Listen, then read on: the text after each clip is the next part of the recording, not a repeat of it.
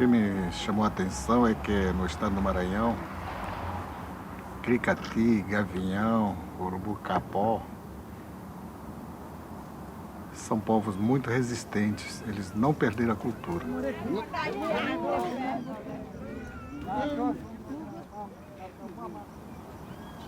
Todo mundo falando a língua ainda, né?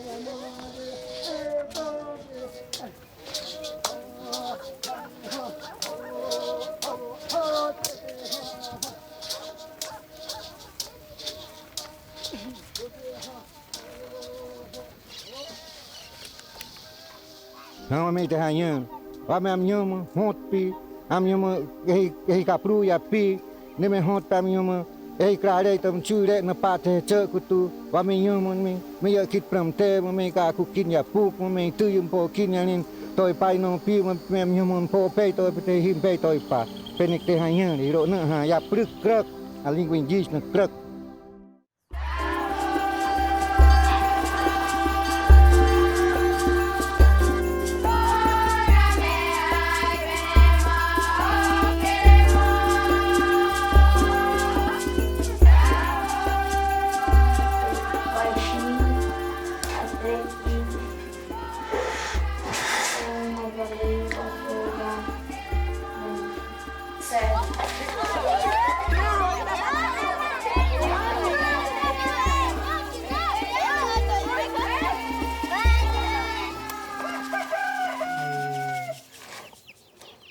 Eu não tive a oportunidade de conviver e conhecer aqui nesse lugar as pessoas mais velhas do que essa nossa geração. Os homens velhos e as mulheres mais antigas também. Quando eu tive a oportunidade de começar a convivência com as pessoas do nosso povo e reconciliar minha memória, né, com os nossos parentes, essas pessoas mais velhas, quase todos eles já tinham ido embora, né? Já tinham morrido. Então já estavam muito velhinhos e com saúde ruim, né? Bikin, krai-krane amiap manang, ancuke weakeng, hinye burung krai-kren, kupek ngok nuk. Ancuke amiaji, ancuke amia aweakeng, krai-kren amiap manang weakeng, cukup pe.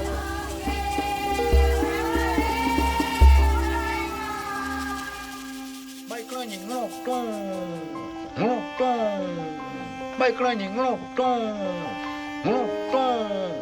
mò chung đi.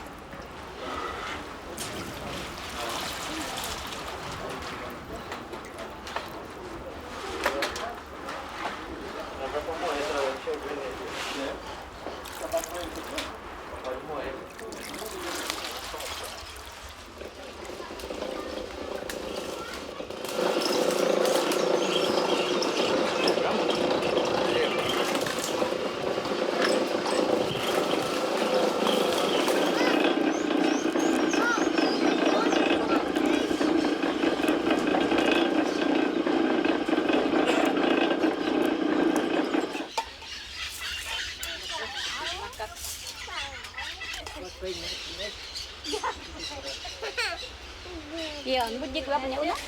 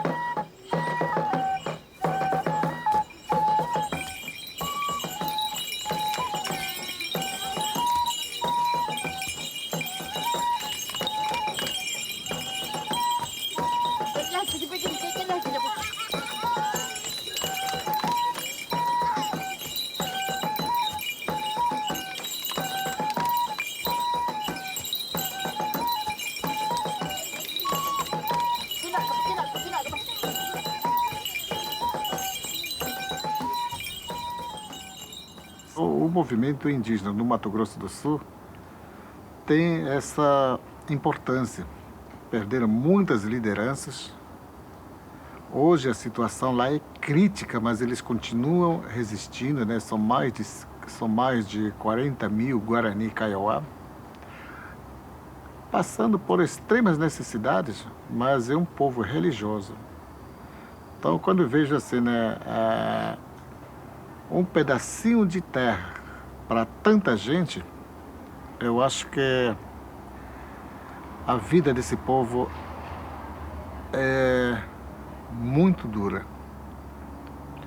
Eu acho que nós temos que ser solidários a eles, o que nós temos feito, né? Foi muito importante a gente registrar a vida desse povo, o conhecimento, o valor que eles têm, nos ensinam a não ter medo para enfrentar os problemas. Isso que eu aprendi.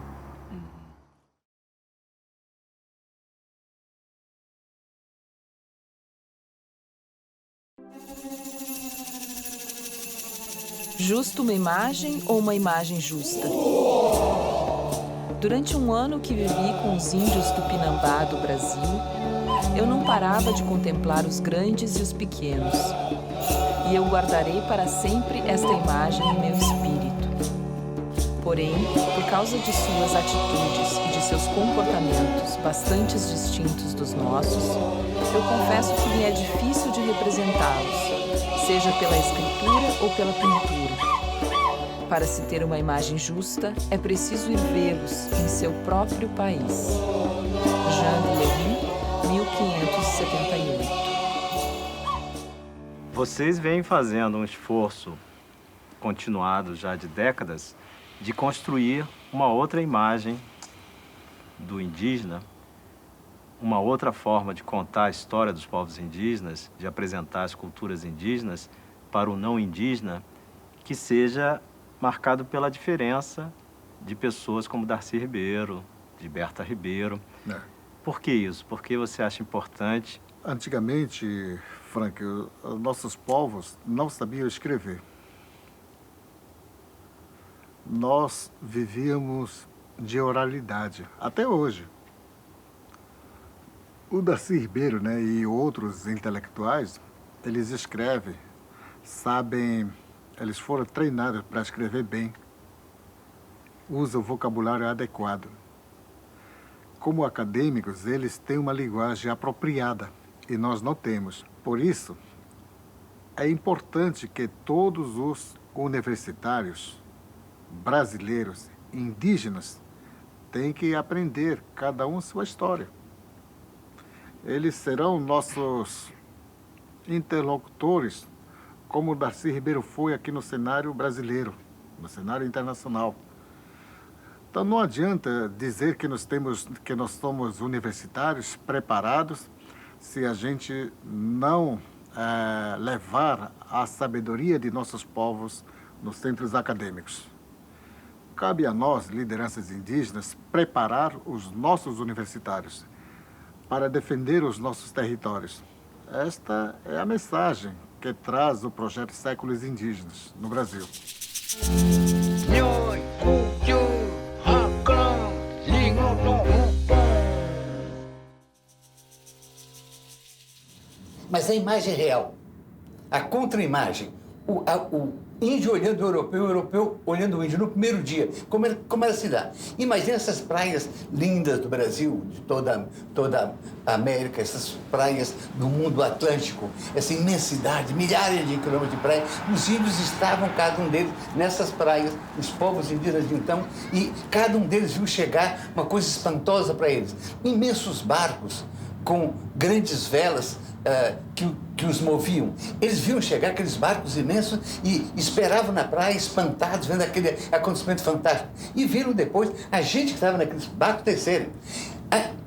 A certeza que eu tenho é que os índios se espantaram terrivelmente, se horrorizaram. Que era essa gente horrível que vinha lá, esses brancos, com a cara cheia de barba, toda cheia de feridas, pestilentos, fétidos, tinham passado meses no mar sem tomar banho. Então uma gente fétida, com a cara lavrada de escorbuto, barbudos, vestidos como lambos e pondo chapéu, enrolando o pé num pedaço de couro. Os índios devem ter achado uma coisa espantosa. Espantosa que eles só podiam tratar e entender como deuses, como diabos, como demônios que estavam chegando. Essa é a visão que o índio teria daquela gente horrível que depois da travessia chegava às suas praias. E qual é a visão do europeu? É aquela de que eu falei, a de Vespúcio, a de Colombo. É de se encontram diante de uma gente que parecia ter saído naquele momento das mãos do Criador. Uma gente bonita, uma gente sorridente, uma gente cordial, uma gente pronta, quase de imediato, a atendê-los, buscando água, a levá-los para tomar banho e até fazer amor com eles depois que perdessem aquela caatinga. Então, esse contraste da visão do índio olhando o branco, do branco olhando o negro, pouca gente presta atenção nela, mas essa eu creio, estou certo, de que foi a imagem real no primeiro encontro.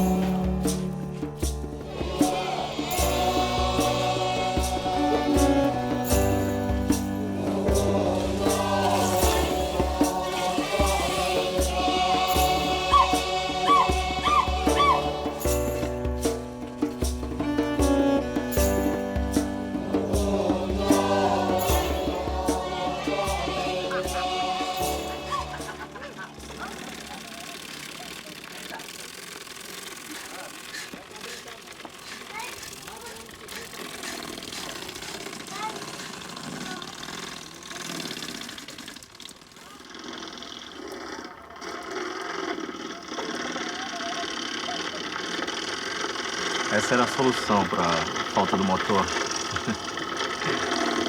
Tá rolando mandioca. Olha, a bicicleta. Olha que Esse é meu filho Lula, com 3 aninhos, com a roda do destino. Hoje o Lula está estudando na UNB, em Brasília. Eu tenho outra filha que faz mestrado em artes plásticas na UNB. E outra filha que termina próximo ano o direito aqui em Curitiba, na Universidade Federal. Uhum. E outros filhos que estão aqui comigo em Brasília, né? Essa terra, Frank, para nós tem um significado muito grande, porque depois que nós tivemos desentendimento por motivos ideológicos, eu com o Estado, com a igreja, nós tivemos que sair de Paricachoeira para procurar outra terra, para não termos nenhum contato com a FUNAI, com a igreja. E nós passamos 27 anos defendendo a demarcação da terra, que só foi homologada em dezembro do ano passado. E hoje nós estamos assim com o Centro Cultural na terra indígena Balaio, e nós somos mais de 700 pessoas.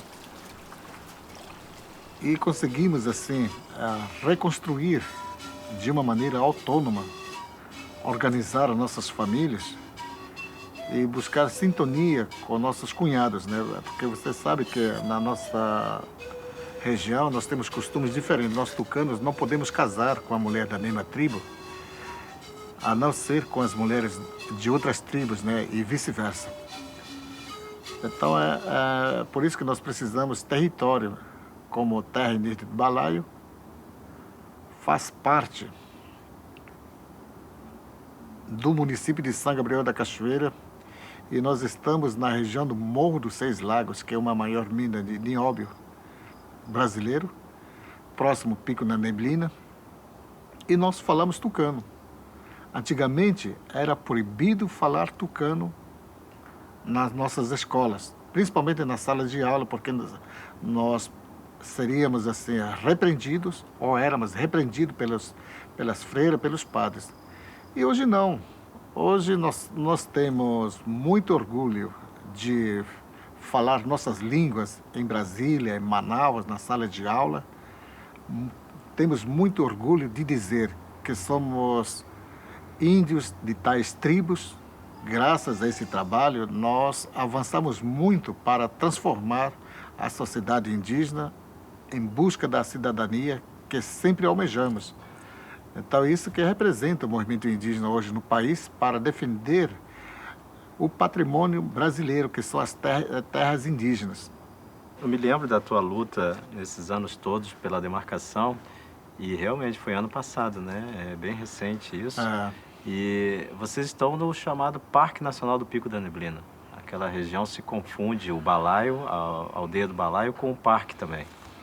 Porque é o seguinte, porque antes de tudo, nós somos mais antigos que o Brasil. Mais antigos que a própria FUNAI, a própria IBAMA, Instituto Chico Mendes e outras ONGs. Então, essas leis são muito novas. Quando se trata da questão indígena, em vez de solucionar os nossos problemas, complicam mais. É o caso do Instituto Chico Mendes, por exemplo. Para o Instituto Chico Mendes, nós não podemos tirar minhoca, não podemos coletar nenhumas outras coisas. Essa é a lei do Instituto Chico Mendes, né? Mas nós somos humanos, nós pensamos, nós falamos, nós temos uma história própria, nós temos territórios próprios, nós temos medicinas próprias, e nós não podemos ficar estagnados para dar satisfação às ONGs, aos ambientalistas, aos antropólogos ou gringo quaisquer que queira ver a gente no zoológico. Nós defendemos, sim, o desenvolvimento de nossas comunidades, mas sem perder a tradição. Importamos, sim, a tecnologia para poder melhorar a nossa qualidade de vida. É isso que nós estamos fazendo na área do Balaio e outras comunidades espalhadas aqui no Rio Negro ou em todo o Brasil. Então, para nós, isso aí é importante. Eu creio que nós precisamos hoje mais, Frank, é que nossos filhos estejam nas universidades para serem médicos, para serem dentistas, para serem advogados, para serem agrônomos. Por exemplo, você viu o Lula quando era pequeno, né? E hoje ele está fazendo agronomia na UNB, Universidade Nacional de Brasília. Eu sempre tenho dito para eles, né, para meus filhos, vocês não podem perder as tradições. Nós temos que conhecer a nossa história do passado, nós temos que ter um projeto próprio de vida para manter as tradições, falar nossas línguas, conhecer a botânica, a biologia de modo geral. Só conhece essas tradições quem aprendeu com os pais. Meu pai mesmo me disse assim, o índio que não tem tradição não tem valor. É verdade, ele tinha razão.